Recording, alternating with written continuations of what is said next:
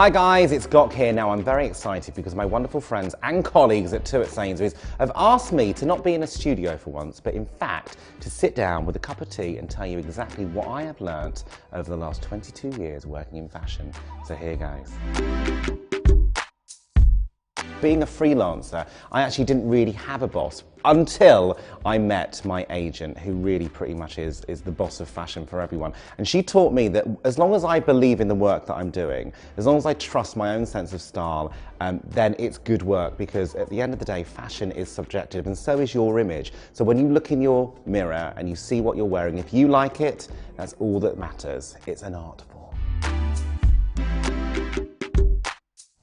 The best piece of fashion advice from my mum and dad. Now, forgive me, mum and dad, I love you, but my parents aren't actually the most fashionable people in the world. In fact, when they're walking down the street, from behind you can't tell who's who, because they actually swap clothes. I love them dearly, but when I look at my mum and dad's fashion, they really do wear clothes that truly represent how they feel that day. So if dad wants to be in his tracksuit bottoms, his flip-flops and his socks, I can't actually believe I'm saying this, then he will wear that and he will feel very comfortable. We think about the psychology of fashion. That's absolutely the right thing to do, because if you start dressing for other people and you start dressing only for occasions, you're always going to feel uncomfortable. And let me tell you right now, Mama and Papa Wan are never uncomfortable. There's enough jersey in their wardrobe to make sure of that. So the best piece of fashion advice from a celebrity, well actually this wasn't advice that I was given, it was more of a feeling. I was lucky enough a few years ago to host the world premieres of the Sex and the City films 1 and 2, and of course I interviewed SJP, and SJP for me is a massive fashion icon. She does what she wants to do, she's in full command of her outfits, and she really enjoys fashion. And the second film I interviewed her, and she was so certain about what she was wearing. She was so sure that she was wearing the right designer. She was so sure that her incredible, massive, over-the-top hat was absolutely right for that premiere. It made me think to myself, actually, it doesn't matter who you are, whether you're a celebrity or whether you are a real person. As long as you take full ownership in what you're wearing, then you are never, ever going to get it wrong. And those people that criticize you for what you wear are only people that don't truly understand your passion for fashion. So my best piece of figure-flattering advice is find your confidence. And I know that's really easy for me to say, but trust me, I come from a world where there was once in my life where I couldn't stand my reflection. I didn't understand my body, and it took me a long time to actually work out what is body confidence, and it comes from absolutely within. If you understand your body, and if you work out the parts of your body you want to show off and you don't want to show off, let me tell you right now, you've just found the best accessory in the world, and that is self-confidence.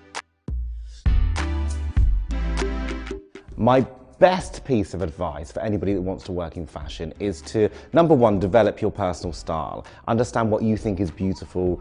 Understand what you think should be on the cover of magazines or on models or even in your sketch pad. And the second piece is never ever burn a bridge, because our industry is worth billions and billions of pounds every single year, and there are hundreds of thousands, if not millions of people that are working in this business. You don't know when you're going to need any single one of them. So build up your contacts, build up your taste, and go out there, and don't be afraid to be a little bit fearless, because fashion, I believe, is one of the biggest art forms in the world, and art is all about being fearless.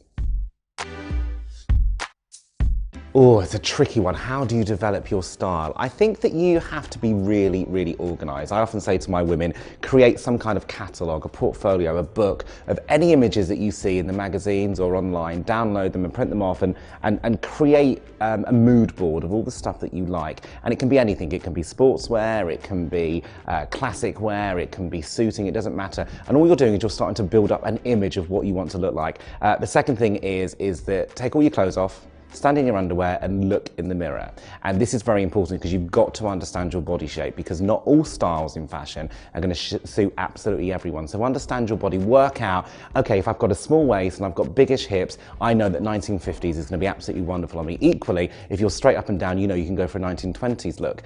So understand your body. And number three, I think it's about, again, I always say this, but it's about finding your confidence, understanding what you like, and being a little bit courageous in trying new things. So the simple rule is, if you go out shopping, instead of buying just one pair of jeans, buy one pair of jeans and something else that maybe you wouldn't have looked at before. Try them on, see if you like them. You never know, you might surprise yourself. There we go, guys. Well, I hope my top tips have inspired you slightly, whether you want to work in fashion or you just don't know what to wear today. I'll see you very soon. I've got to go now because I've got more styling up to do.